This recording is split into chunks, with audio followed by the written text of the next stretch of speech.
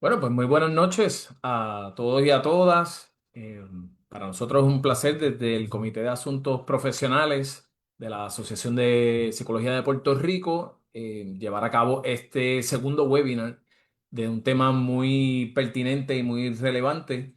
En este caso vamos a estar hablando sobre coberturas, tarifas y derechos, el futuro de la salud mental en Puerto Rico en el marco del proyecto propuesto 1007 de la Cámara de Representantes que pretende una nueva ley de salud mental en Puerto Rico. Mi nombre es Ángel Comán Nazario, soy el co-coordinador del Comité de Asuntos Profesionales y me acompañan hoy dos personas que conocen muy bien de este tema.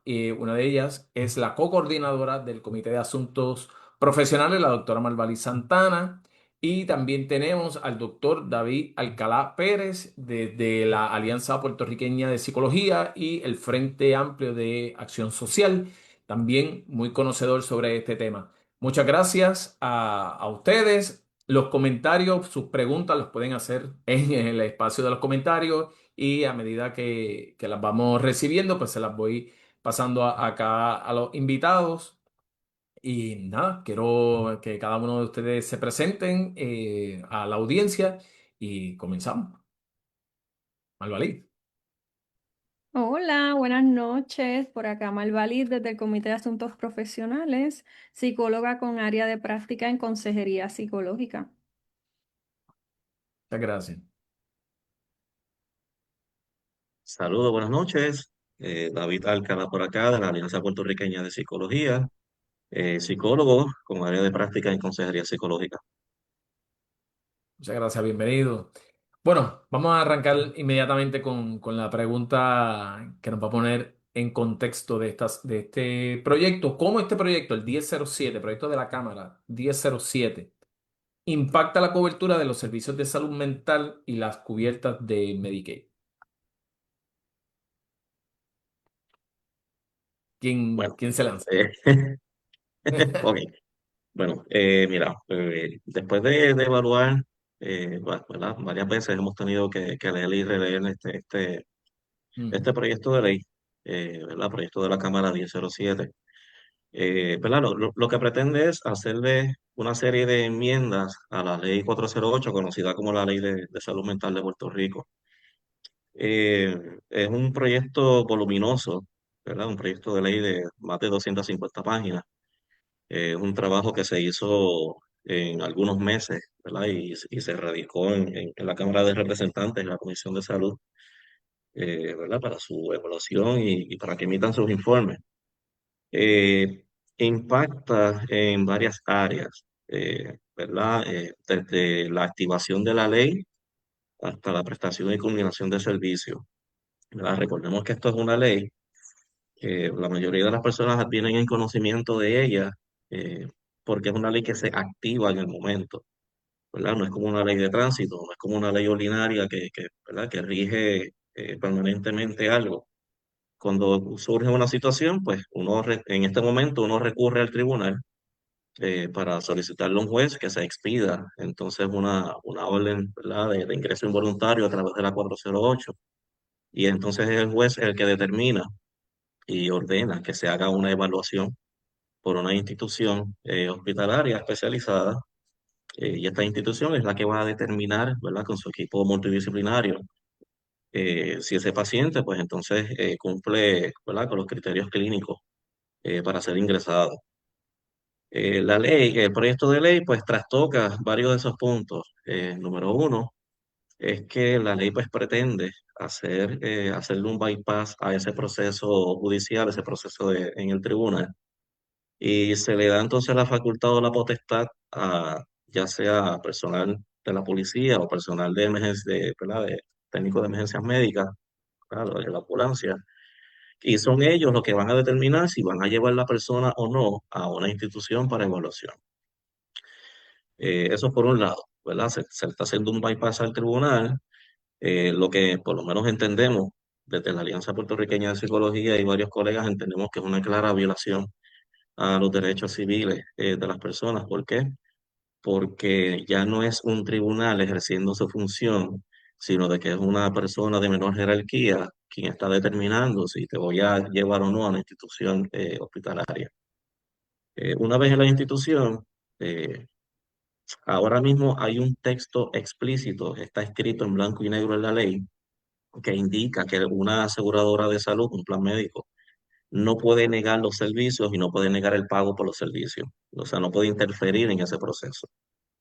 En este proyecto de ley 1007, ese lenguaje, lo que se pretende es eliminar ese lenguaje y entonces dejar a discreción de la aseguradora de salud si la persona cumple o no el criterio y por cuántos días va a estar hospitalizado.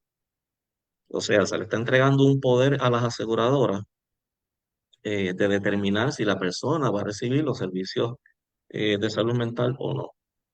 Así que sí, se trastoca eh, de facto desde la activación hasta la prestación de servicios y también una vez la culminación del tratamiento, porque la aseguradora tiene total discreción para decir, ya, ya tienes 3 días, ya estás mejor, ya no voy a seguir pagando el servicio y la institución te tiene que dar de alta.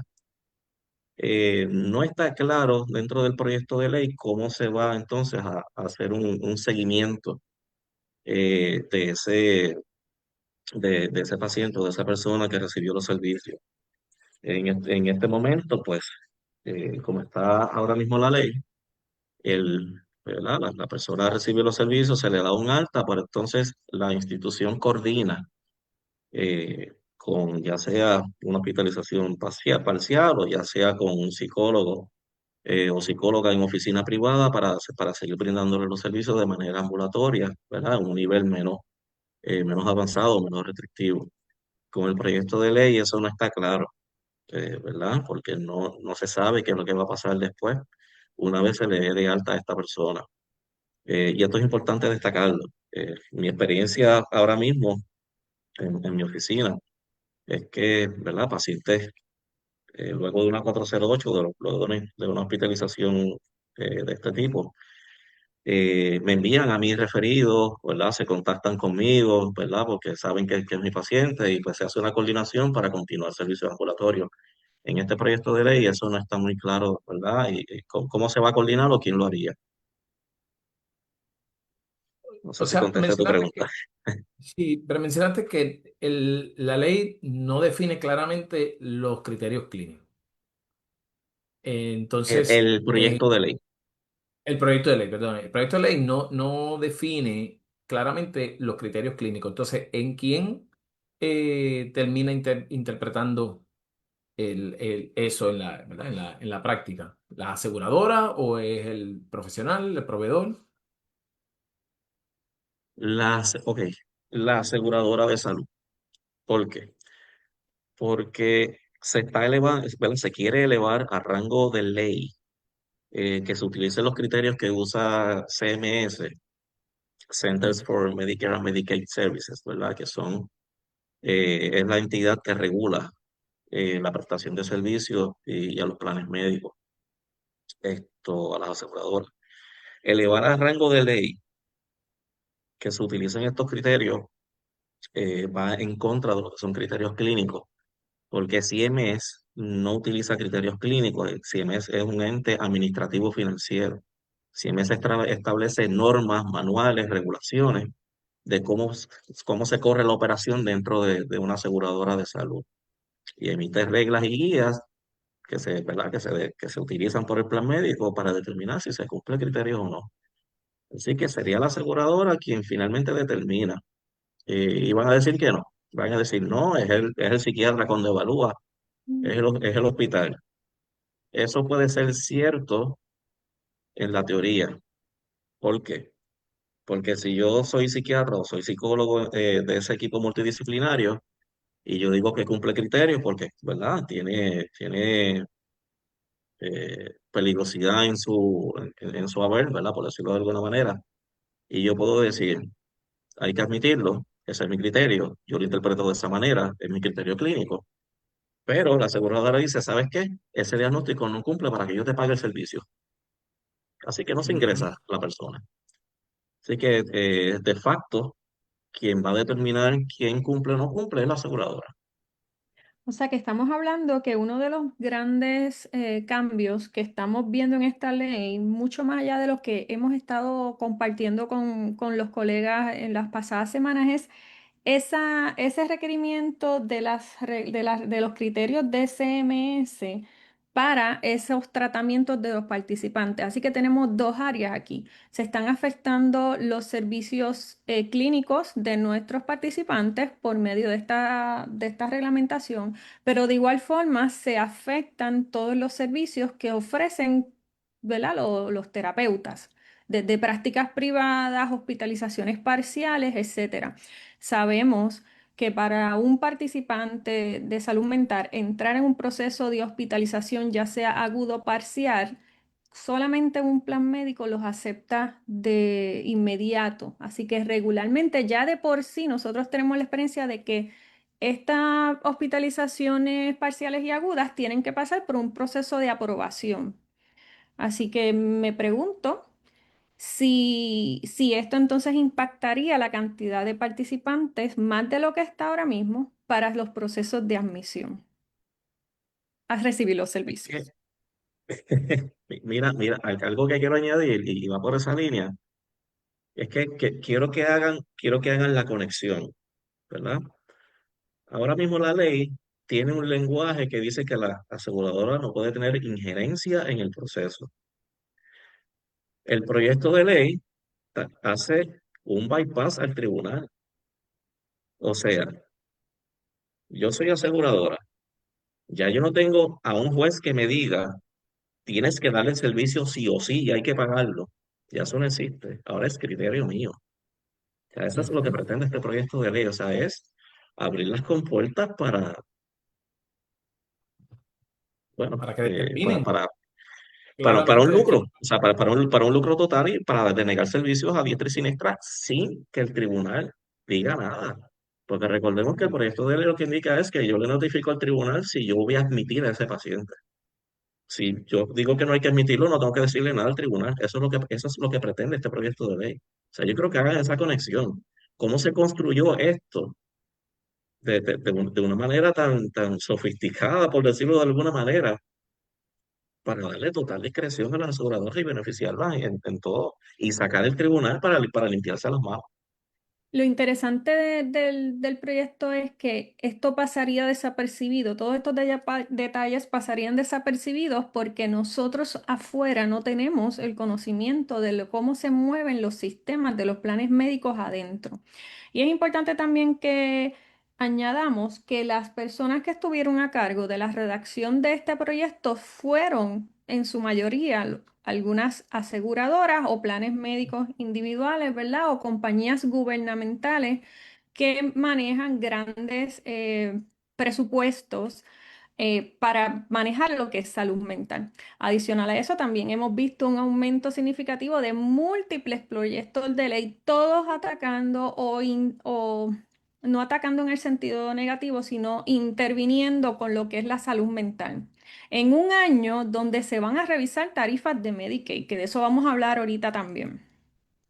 Así que la pregunta que nos debemos hacer como psicólogos y donde nos debemos activar ¿es saludable que se convierta en ley lo que tradicionalmente ha sido criterio clínico flexible? ¿Cuál es el impacto de convertir estos criterios en ley?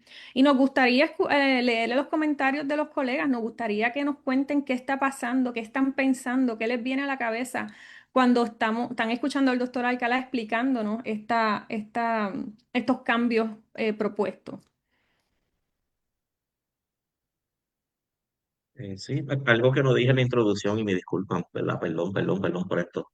Yo trabajé 18 años en aseguradoras de salud, ¿verdad? Por eso es que tengo este conocimiento, desde servicio al cliente hasta auditorías a entidades delegadas y hasta revisión de leyes y regulaciones en distintos estados. Así que sí, conozco muy bien lo que es el proceso de pago, lo que es el proceso de utilización, lo que es el proceso de apelaciones. Así que sí, por eso pues, puedo hablar con conocimiento de causa de que yo estuve adentro de esas estructuras. Entonces me pregunto qué ocurriría cuando un caso, que tenemos varios, no encaja con esos criterios que ahora se están proponiendo establecerse como una ley. Si ese participante no encaja con los criterios de CMS, ¿qué pasaría con nuestros participantes? ¿Podríamos hipotetizar algo de eso?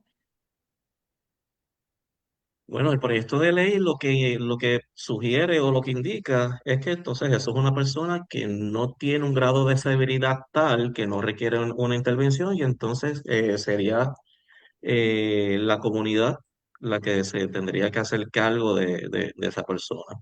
Y cuando hablo de comunidad, pues sería entonces buscar unos servicios ambulatorios o buscar otra manera de cómo asistirlo que no sea un ingreso en una institución. Bien.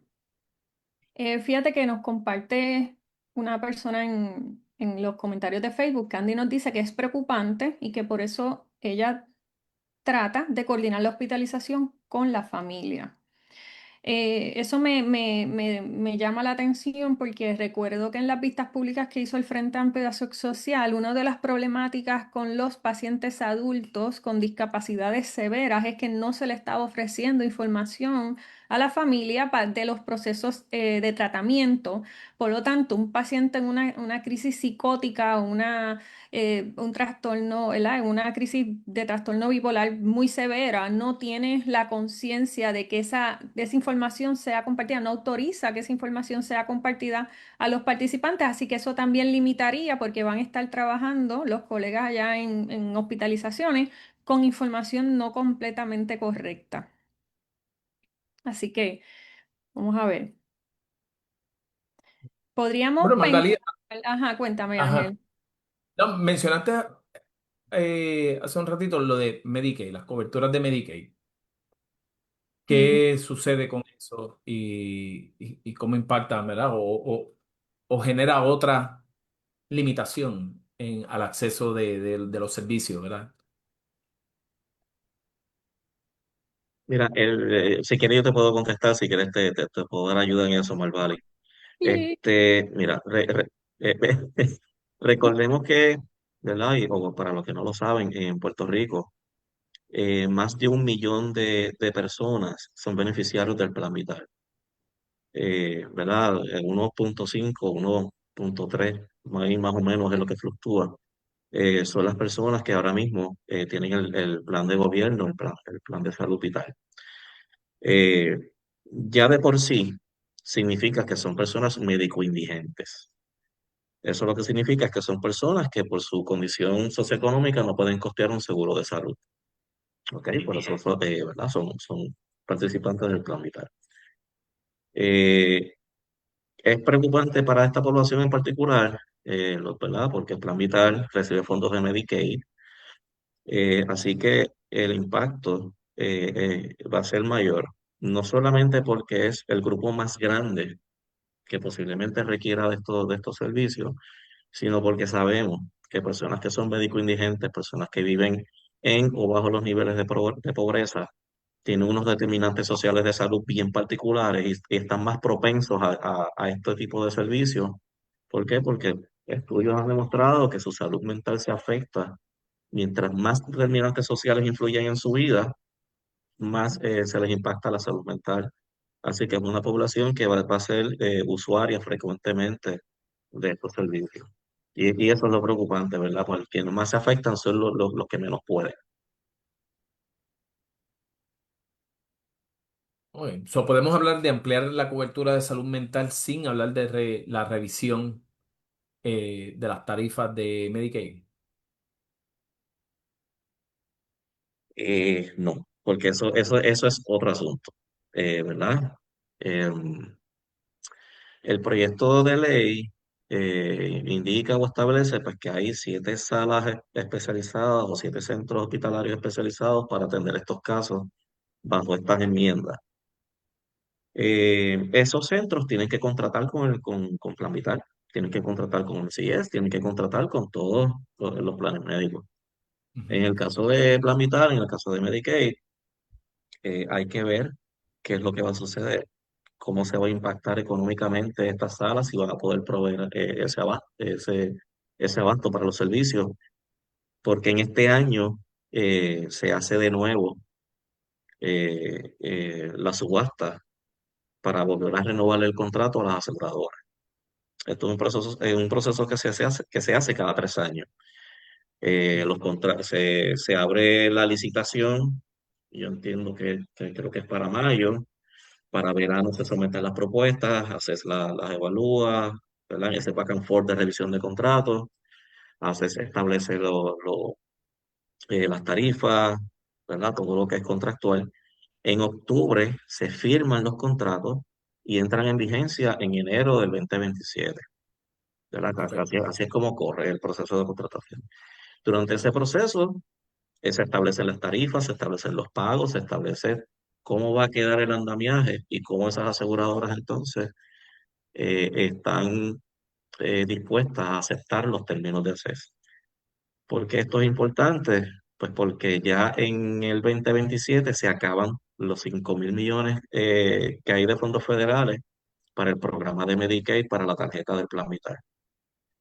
Lo que se rumora es que podemos volver a 3.000 millones, podemos volver a 500 millones. O sea, ahora mismo es una incertidumbre cómo van a quedar asignados esos fondos. Ahora mismo, con los 5.000 millones que se asignaron, se identificó un déficit de 60 a 70 millones ahora. Imagínate si le quitan 2.000 millones. ¿Qué va a pasar Y, entonces con la contratación de esos proveedores? ¿Cómo se les va a pagar? ¿Cómo van a darle servicio? exacto. ¿Quién absorbe esa diferencia? ¿Verdad? Para que la persona pueda recibir el servicio adecuado y por el tiempo adecuado. Y bueno, Perdóname, la va a solver cualquier persona que no sea la aseguradora. Claro está. En este caso somos los proveedores en prácticas privadas, los psiquiatras y todas aquellas personas que ofrecen servicios de salud mental. Esto me acuerda, no sé, Alcalá, si usted se acuerda, pero cuando yo empecé en el 2012 con planes médicos, nosotros teníamos solamente 8 visitas aprobadas, había que hacer una autorización, así que yo creo que los cambios vienen y podrían venir por ahí, además de una disminución de las tarifas que están actualmente siendo pagadas particularmente por el Plan Vital.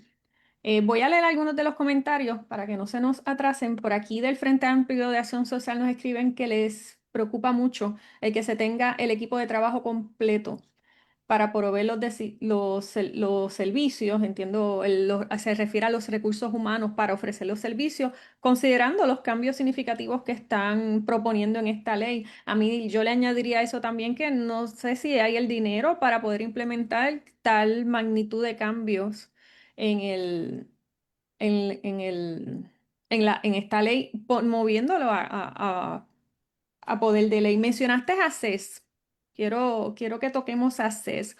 ¿Cuál es el rol que tiene CES actualmente para hacer la comparativa con lo que sería el rol si es que alguno en las propuestas, en lo que es salud mental en Puerto Rico? Yo creo que es importante que hablemos un poco de eso para que los colegas también tengan mejor conocimiento. A veces lo confunden con APS.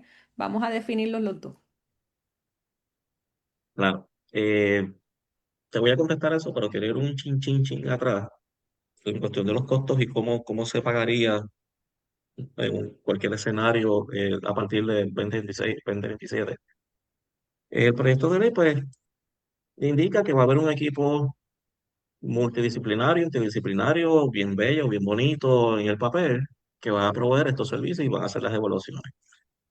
No dice quién lo va a costear, no dice si se va a exigir que la institución tenga ese personal, no dice si se va a abrir la puerta para que haya entonces una contratación de servicios profesionales y sea un ente privado el que administre ese tipo de servicios y tenga ese equipo allí provisto, entiéndase, ¿verdad?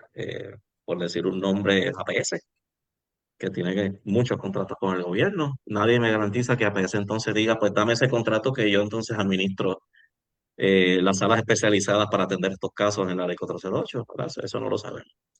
Esos son mis teorías de conspiración.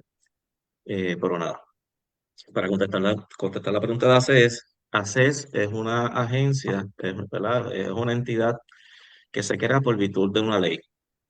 Ahora mismo no sé exactamente la ley, pero se crea porque antes quien administraba estos fondos de Medicaid era el Departamento de Salud. Una de las, ¿verdad? De las exigencias ¿verdad? Que estipuló el gobierno federal es pues tienes que manejarlos de otra manera que no sea por el Departamento de Salud. Pues entonces se crea esta ley para darle vida a lo que es ACES. ACES se supone que es el administrador. ACES se supone que es quien redacta los contratos y los fiscaliza. Y digo se supone, porque ya mismo les digo por qué. Así que, ¿cómo corre el proceso? ACES dice, necesito aseguradoras, porque yo no lo voy a hacer, el gobierno no lo va a hacer. Necesito aseguradoras que administren el plan de gobierno. Abre un proceso de licitación, las aseguradoras someten la propuesta. Si, ¿verdad? Si les convence a ACES, pues entonces comienzan un proceso de redactar los contratos.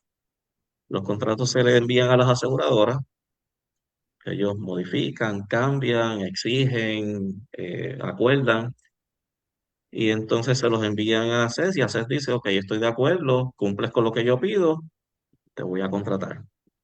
Ok, ¿cómo entra entonces APS en esta ecuación? ACES no obliga a las aseguradoras cómo proveer los servicios. Lo que quiere decir que las aseguradoras son libres de delegar lo que ellos no quieren trabajar. La aseguradora dice, por ejemplo, yo no quiero trabajar nada que tenga que ver con la salud dental, con los dentistas. Voy a contratar a Delta Dental para que lo haga. En el caso de salud mental, pues la aseguradora dice, pues a mí no me interesa bregar con la salud mental, que lo haga otro. Yo voy a contratar a alguien para que lo haga. Casualmente, todas las aseguradoras contratan APS, por alguna razón. ¿Qué sucede? Ese contrato entre la aseguradora y APS tiene que pasar por las manos de ACES. Y ACES tiene que aprobar ese contrato. ACES no fiscaliza el cumplimiento de ese contrato según ellos, no es jurisdicción de ellos, no fiscaliza el cumplimiento de ese contrato, pero sí aprueba el contrato entre APS y la aseguradora. En, en este proyecto de ley 1007, se le quiere dar total autoridad a ACES para que sea el único administrador y fiscalizador en esta ecuación. ¿Y por qué esto no debería ser? ¿Verdad? ¿Por qué no debería ser así? Ahora mismo, colegas que me escuchan, que atienden Plan Vital, ¿verdad? Que atienden pacientitos de Plan Vital. Triple S les está pagando la tarifa correcta. La respuesta es que no. ¿Les ha pagado el retroactivo? La respuesta es que no. Eso es ahora mismo como está. Quien se supone que fiscalice y audite y obligue al cumplimiento de una misma norma que ellos hicieron es ACES. Eso no está ocurriendo y no ha ocurrido. Mi Ok. pregunta es, si entonces elevamos a rango de ley que sea ACES el único fiscalizador y auditor para estas aseguradoras, ¿qué podemos esperar? ¿Qué protección vamos a tener nosotros los proveedores eh, ante una eventual canallada que hagan las Una crisis, aseguradoras, por decirlo así? O, vamos, o, en o, una o crisis. sí, una crisis, o más allá, ¿quién va a velar por los intereses de los pacientes? ACES. Quien no fiscaliza, no audita y no hace nada, y no regaña y no hace absolutamente nada con los aseguradores. No, o sea, eso no puede ser. Y la situación particular, como usted indica, doctora Kela, es que están elevando los rangos de ley y eso en estos momentos no está en nivel de rango de ley. Em, yo recuerdo haber leído hace algún tiempo que hubo la desmantelación de alguna oficina, alguna agencia de estas de ACES que tenía que ver con fiscalización, que ya no hay quien esté supervisando, que ya no hay, creo que leí algo de eso en la prensa. Oh, sí, Digo, no sé si puedo mencionar, no, yo menciono nombres, no me importa. Este, sí, ACES tiene, bueno, todas las aseguradoras y todo lo que son planes médicos y todo lo que está en la industria, hasta los bancos, tienen algo que se llama cumplimiento, departamento de cumplimiento. Ujú. Y eso existe por una orden y una exigencia y una regulación federal. Esto, pues, ¿verdad? Yo trabajé mucho, como 5 o 6 años trabajé en cumplimiento y podemos decir que es el mal necesario. O sea, cumplimiento es el departamento feo de la aseguradora, porque es el que se tiene que encargar que se cumplan con las leyes y los reglamentos y todo esté como se supone, ¿verdad? Ujú. Porque pues la auditoría viene federal y se hacen auditorías internas, externas y todas esas cosas. ACES pues también tenía, no sé si lo tiene ahora mismo, ACES tenía un departamento de cumplimiento, por lo menos para el 2021, 2022 por ahí, sé que había uno, porque la que dirigía, la directora de ese departamento de cumplimiento era la CEO de Molina Healthcare en Puerto Rico, que después la directora que fue de ACES, después de Jorge Galva, era Edna Marín, que era también empleada de Molina. Pero eh, esta persona que era directora de cumplimiento, anteriormente trabajó en APS y tenía un cargo directivo en APS. O sea, ¿cómo entonces una persona que laboró en esta compañía, ahora tú la vas a auditar y ahora tú lo vas a sancionar? Eso, ese conflicto de interés, pues a mí nunca me hizo sentido. Ese departamento se desmanteló en ACES. ACES estuvo un tiempo, no sé si todavía, estuvo un tiempo que no tenía un departamento de cumplimiento, no tenía auditores, no tenía a nadie que fiscalizara las aseguradoras. A estas alturas, si lo hay, todavía las aseguradoras hacen lo que le den. Y tú puedes hacer querellas en ACES, tú puedes llamar, tú puedes enviar email y no pasa nada.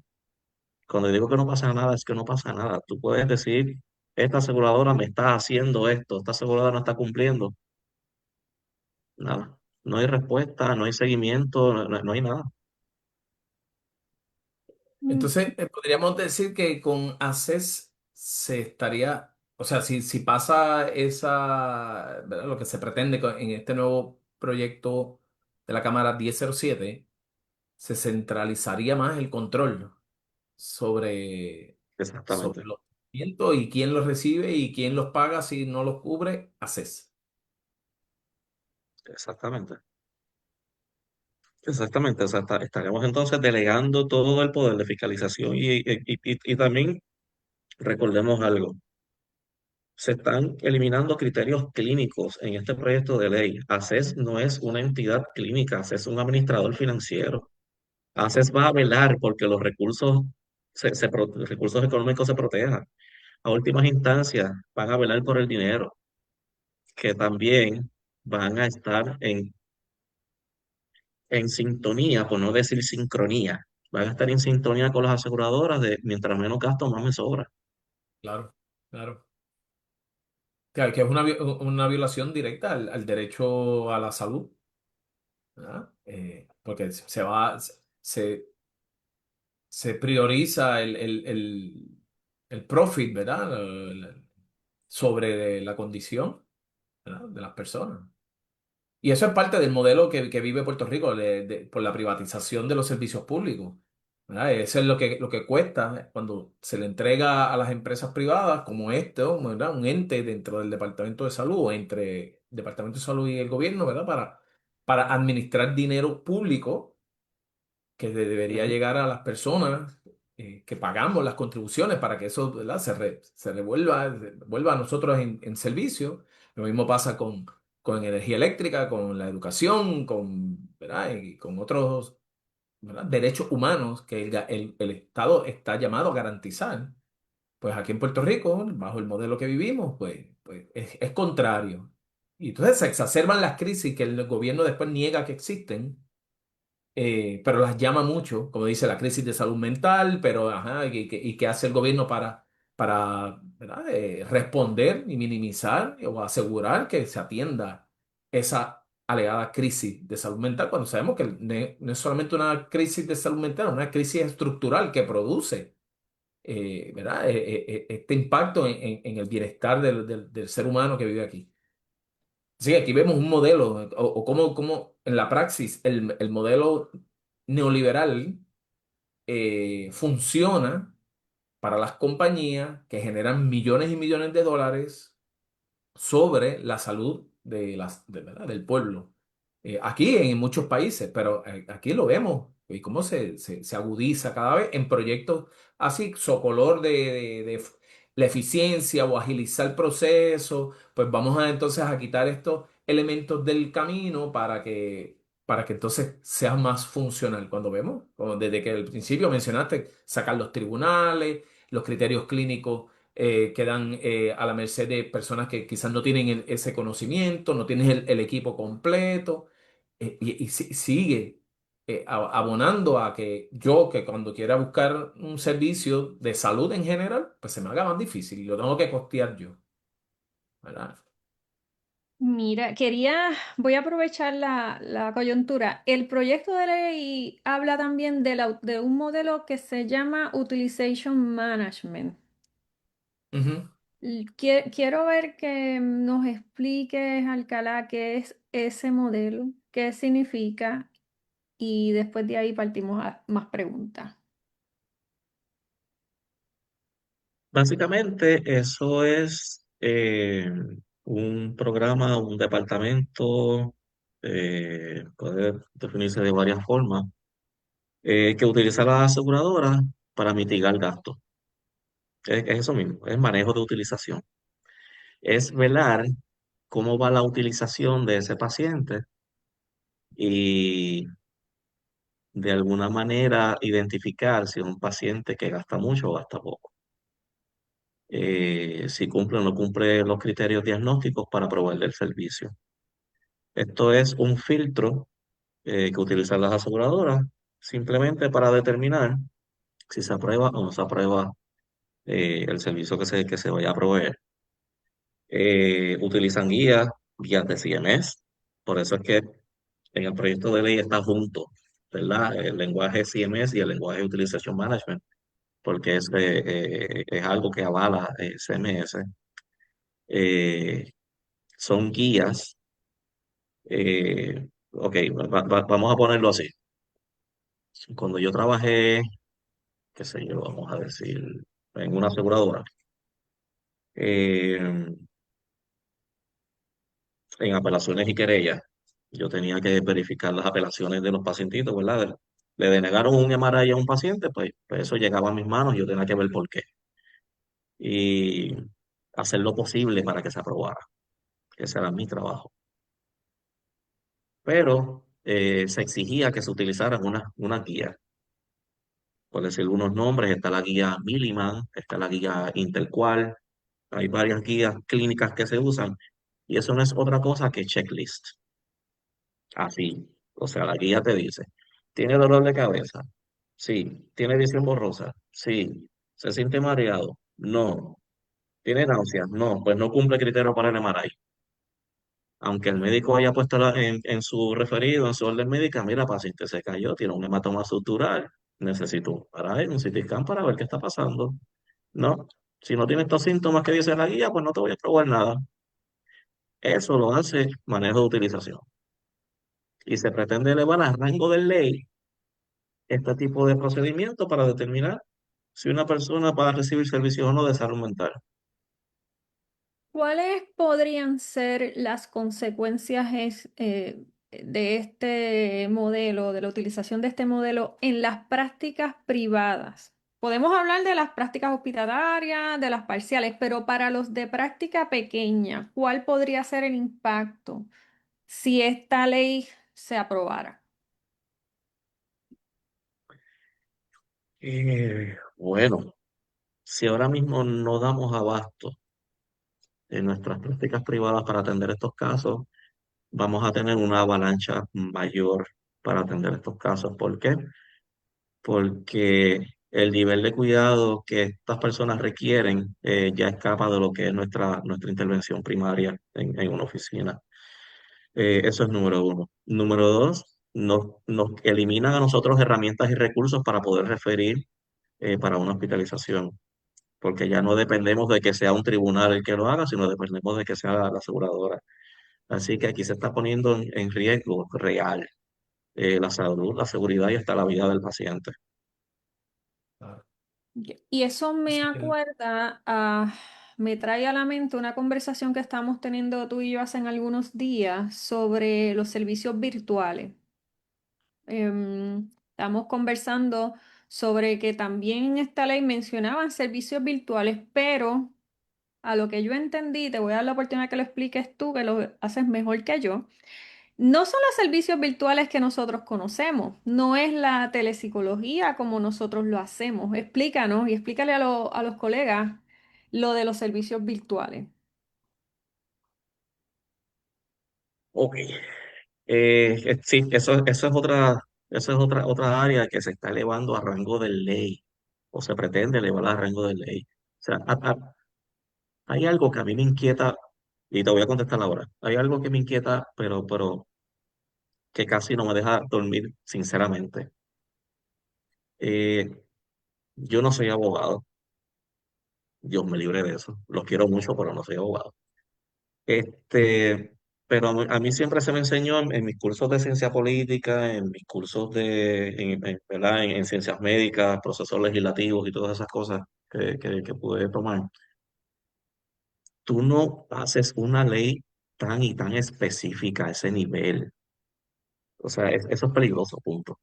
O sea, hacer una ley tan específica con puestos, con nombres, con posiciones, con herramientas, wow, es atarle las manos a mucha gente, si se aprueba tal cual. Lo de, ¿verdad? Y lo menciono porque, pues, para hablar de la telepsicología, pues se está elevando a rango de ley ¿verdad?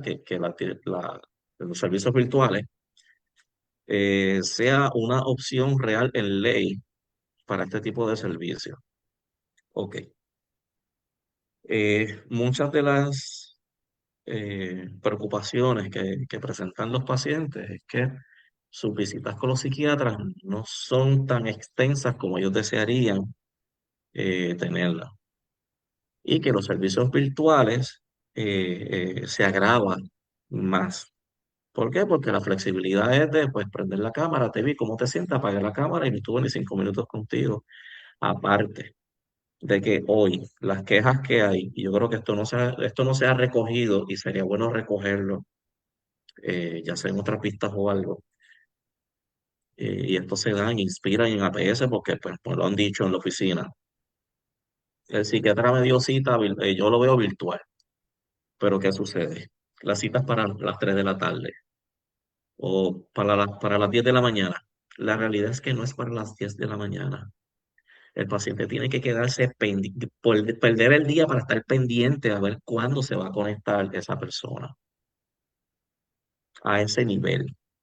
O sea, la persona deja de funcionar por ese día con el estrés, con la ansiedad de que no puedo hacer nada esperando a esa llamada para que me atienda mi psiquiatra.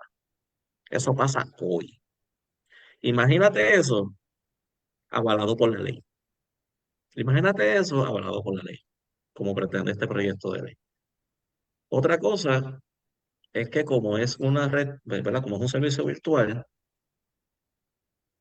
mm, todavía no he averiguado en qué medida, pero a los planes médicos se les exige que tengan que tener cierta cantidad de médicos y especialistas dentro de su red de proveedores, dependiendo del área geográfica. Por poner un ejemplo, no tiene que ser exacto. La regulación federal dice que tú tienes que tener mínimo un cardiólogo por cada 20.000 pacientes en un radio de kilómetros X. Eso dice la regulación. Con elevar esto a rango de ley, pues las aseguradoras pueden decir, oye, no tengo que contratar a más nadie. porque lo que tengo que hacer es que el psiquiatra que tengo en Bayamón que vea virtualmente al paciente de Vieques y se acabó. Y ya cumplí con eso se llama adecuacidad de la red. De manera virtual lo tengo ahí. Me ve físico y me ve virtual. Ya cumplí la cuota.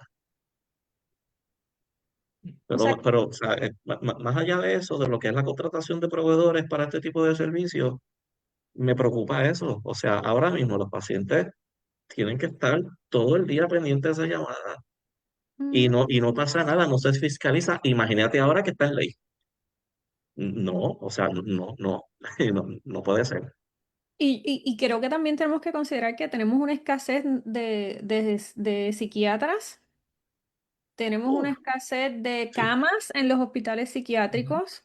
El ujú. otro día yo llamé para una evaluación de un adolescente en uno de estos hospitales, ¿verdad? Que conocemos, y la cita me la ofrecieron para mes y medio. Una evaluación para hospitalización parcial. O sea, yo evalúo o yo mando a evaluar hospitalización parcial con miras a no llegar a la hospitalización aguda y porque lo necesito. Porque yo lo puedo hacer ambulatorio. Pero si ya yo estoy Ujú. llegando, que necesito que mi participante vaya a una evaluación de hospitalización parcial, es porque una crisis hay. ¿Cómo yo voy a esperar un mes y medio para que mi participante reciba esa evaluación? No, Y es sí, inhumano. sí, es una realidad de todos los colegas, ¿verdad? Y no quiero sonar, ¿verdad?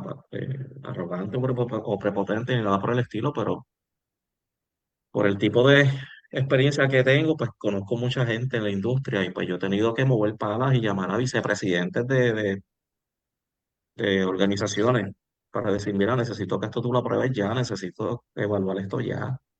Y con todo eso se tardan 3 y 4 días. O sea, con todo eso se tarda, que tampoco es algo inmediato y eso no debería ser, eso no debería pasar. Y sí, hay una escasez de psicólogos y de psiquiatras. No porque no se estén graduando, es porque no los están contratando, que eso es otro tema. La No cobertura los de la están red. contratando. Ujú. Y a eso voy. En este contrato que está actualmente de ACES y las aseguradoras, se eliminó un lenguaje que había en la contratación anterior. En la contratación anterior a este que está corriendo, había un lenguaje explícito que proveedor que cumpliera con requisitos de licenciamiento en Puerto Rico y solicitara pertenecer a la red, había que contratarlo y punto. Eso estaba escrito en el contrato. Mágicamente en este contrato no está ese lenguaje. Desapareció otra vez. Y tenemos muchos colegas que están intentando ser proveedores de planes médicos y simplemente le dicen que la red está cerrada. Así que no hay una escasez porque no hay colegas, hay escasez porque no se contrata. Tengo aquí Alegando que hay un demasiados comentario. en el radio, alegando que no son necesarios, cuando Sí, constantemente los que estamos en práctica privada recibimos llamadas, múltiples llamadas al día de participantes, no solamente de Plan Vital, también de planes comerciales, que de eso hablaremos en algún otro en live. algún otro momento. Y tenemos que ser bien enfáticos en algo, Marvali, porque yo creo que obviamente las aseguradoras lo saben, pero no mucha gente conoce este dato y perdemos apoyo por eso. A diferencia de otros médicos y otros especialistas, nosotros tenemos muchas más restricciones. Si yo soy cardiólogo, yo puedo ver a la familia entera. Y entonces hace sentido pues que no contrates a más nadie porque yo puedo ver a todo el mundo. Los psicólogos no podemos ver, no podemos hacer eso. Una terapia de pareja, o sea, yo veo una pareja y yo identifico que ambos necesitan servicio a nivel individual, necesito 2 colegas más. O sea, nuestro servicio se sigue fragmentando y es que necesitamos que se contrate la mayor cantidad de psicólogos posible. Por eso mismo. Y eso no mucha gente lo entiende. Si O sea, piensan que el podemos hacerlo sin comentario que ética. tiene, Ujú. Perdón, es el Ángel. comentario que dice aquí Liz Guzmán Pérez. Eso es el desconocimiento de los niveles de tratamiento y el riesgo de peligrosidad, Ujú. ¿verdad? De cada caso y la dinámica de ¿verdad? Dentro de la práctica psicológica. Eh, y Bueno, también aquí Yo quiero contar un una anécdota comentario. rápido. Sí, adelante, Ajá. adelante. No, yo quiero contar una anécdota rápido. Con la ley 408 que hay ahora mismo, yo tuve una experiencia en oficina, sin entrar en muchos detalles, yo tuve que activar un protocolo de, ¿verdad? De suicidio. Eh, yo llamo al 911 para estipular parte del protocolo. Lo primero que me pregunta, ¿paciente está agresivo? No, paciente no está agresivo. Ah, pues no lo podemos buscar. Sí, pero ¿cómo es? No, si no está agresivo, no podemos buscarlo. Tiene que buscar una compañía privada. Mi pregunta es, ahora mismo, ¿el proyecto 1007 atiende esa situación? No la atiende. No está escrito por ningún lado. ¿Y de qué estamos hablando entonces? Y eso sí es bien preocupante. Es bien preocupante. Es una vida que se pierde, sabrá Dios por qué. Bueno, y nuevamente el criterio clínico de ellos va por encima del que ustedes indican que la persona tiene. Porque en ese ejemplo, ¿está agresivo? Bueno, pero es que no necesariamente tiene que estar en ese estado para recibir la atención. Ah, pues, no Exacto. cumple, pues allá la crisis, que la maneje de otra manera. O sea, recae en Exacto. otras Y un personas que paciente no tienen. suicida, Claro, pues entonces, un y es paciente vamos a suicida, lo interesante. menos que estás agresivo. Y el proyecto de ley también exacto. impacta a quienes pueden hacer la evaluación suicida. Pues, Y quienes Ajá. estamos afuera, ¿Quién va a determinar eso? nos elimina solamente el psiquiatra, el psicólogo clínico, el trabajador social clínico, de acuerdo al lenguaje de la ley. Y tiene que usar los instrumentos que dice el proyecto, en este caso, para hacer la evaluación. Aquí incluso saca fuera, y tenemos que reconocer, y yo creo que como orientación, el riesgo suicida lo hacen enfermeros, el riesgo suicida lo hacen industriales, organizacionales, social, comunitarios en sus intervenciones. Todas las disciplinas de la salud tienen que tener una preparación al riesgo suicida. claro. No hay que limitar el cerco, porque un riesgo suicida puede ocurrir en cualquier momento y en cualquier lugar, a cualquier Ujú, hora. Ujú, ujú, ujú. ujú. Y el recurso debería de estar ahí disponible sin condiciones. O Claro. sea, esto no es algo, es más, yo soy de los que piensa que esto no es algo que debería ni siquiera someter una evaluación exhaustiva. Persona me dice, quiero hacer esto y lo voy a hacer de esta manera, yo ni voy a preguntar, vámonos, ya se acabó. Así Ujú. sea porque lo dijo de broma, no me importa, no me importa. Estas son las señales, punto. O sea, yo prefiero prevenir antes que lamentar. Así el gobierno no Entonces, lo ve. ya estamos, ¿verdad? Por cerrar, ¿verdad? Y agradezco a ambos por el espacio y compartir su experiencia y su conocimiento con este proyecto que, como bien mencionaron, es extenso y el proceso de presentarlo en la Cámara pues fue atropellado, vistas públicas que se dieron pues muy particulares, invitados a algunas áreas, otros se quedaron fuera, etcétera. Pero no me gustaría que nos fuéramos sin pensando en que, bueno, pues ya se presentó ese proyecto y mira las limitaciones y los riesgos que propone. ¿Qué podemos hacer todavía a estas alturas? Un proyecto que ya está radicado, que, ¿verdad? Desconocemos dónde está ahora mismo en ese trámite, pero ya está en la Cámara. ¿Qué podemos hacer para ¿verdad? Para que las voces de los profesionales de la salud que están en el proyecto y los que están fuera del proyecto se hagan sentir y es la participación ciudadana en estos asuntos. O sea, no podemos quedarnos en pues ya está el proyecto, ¿qué crisis va a venir? No, no. ¿Cuál es mi rol como ciudadano responsable de ir donde estas personas que se deben al pueblo a decirle, este proyecto tiene estos riesgos, tiene estas limitaciones porque me excluye a mí como profesional del área que sea de la salud? Y los riesgos que ustedes mencionaron que es un puñado de los riesgos, ¿verdad?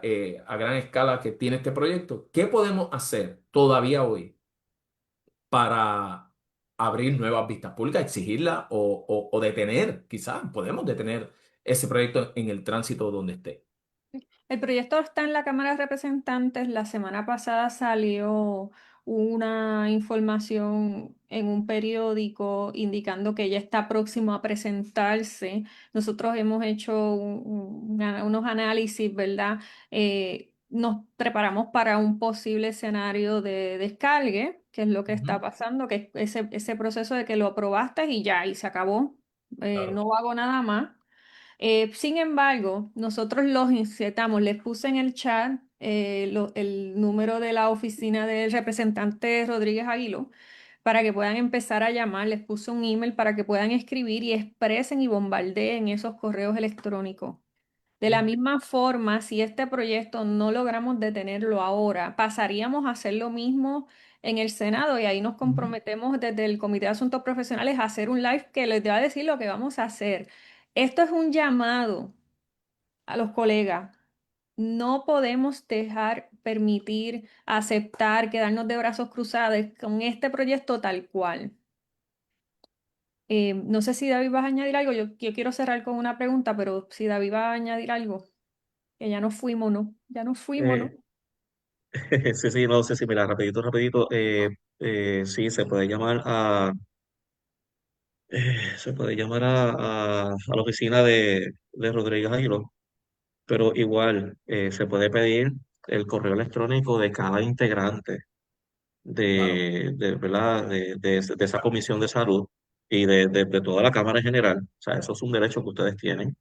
Pueden llamar, pueden exigir que les provean la extensión de la oficina y que les provean los correos electrónicos y pueden enviar correos electrónicos con su opinión, ¿verdad?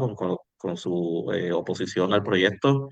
No tienen que saber cómo redactar un memorial, lo pueden hacer como ustedes entiendan. La cuestión es que esté por escrito y que ustedes lo envíen, porque de eso se trata la participación ciudadana. Eh, tenemos que activarnos para esto. Tenemos que exigir no enmiendas a la ley 408, tenemos que exigir un código de salud mental. O sea, Mm. yo creo que ese debería ser el norte a lo que tenemos que aspirar. Podemos hacer otro live si quieres o, sobre ese tema en específico. Pero sí, pueden llamar a la superintendencia, ¿verdad? Pueden llamar a la Cámara, pueden llamar al Senado. El número es público, lo ponen así mismo en Google. Senado de Puerto Rico y sale el cuadro donde pueden llamar. Pueden comunicarse con la Comisión de Salud y ahí mismo entonces pueden pedir el correo electrónico de todos los integrantes, se los provee y ustedes entonces le escriben a cada uno de ellos. Es importante que se expresen. Sí. También bien importante, pueden compartir esto que con colegas discútanlo, acérquense a nosotros a la Asociación de Psicología, estamos en constante reclutamiento en los comités eh, que trabajan tanto el de política pública y como en este que estamos Ángel y yo, en el Comité de Asuntos Profesionales, ya ven cómo hemos trabajado con otras personas de otros grupos para el único propósito, que estemos bien y que nuestros participantes sobre todo estén bien. claro. ¿Sabes con qué quiero cerrar? Yo quiero cerrar con una pregunta. ¿Esta ley, esta propuesta de ley, atiende los hallazgos que se encontraron en el informe de ACES de hace 2 o 3 años atrás? Porque yo creo que de eso también No. debemos estar hablando. No, no, pero no me conteste, que lo contesten Ah, ellos, perdón, perdón. que Pensé lo que era para mí, contesten. perdón. Sabemos la respuesta, pero eso es lo que tenemos que estar atendiendo. Esos hallazgos que decía que no habían especialistas, que no hay psiquiatra, que no hay que los servicios, eso, eso que nos escondieron por tanto tiempo es lo que debemos mirar. Entonces, vienen con un proyecto de ley que en ningún momento toca la real necesidad de nuestros participantes y del pueblo. Un informe de una investigación que comisionó la propia ACES.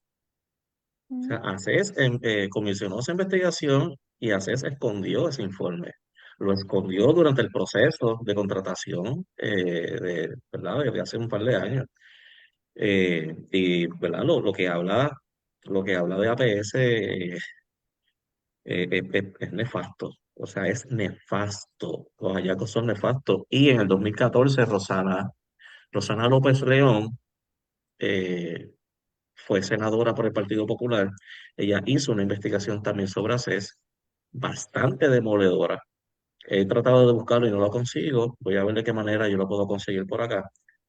Porque todo eso que podamos recopilar es una data histórica que es vigente actualmente y que contestaría muchas preguntas, como esa misma. Este proyecto de ley resuelve todo lo que dicen todos esos informes negativos. Ahí está.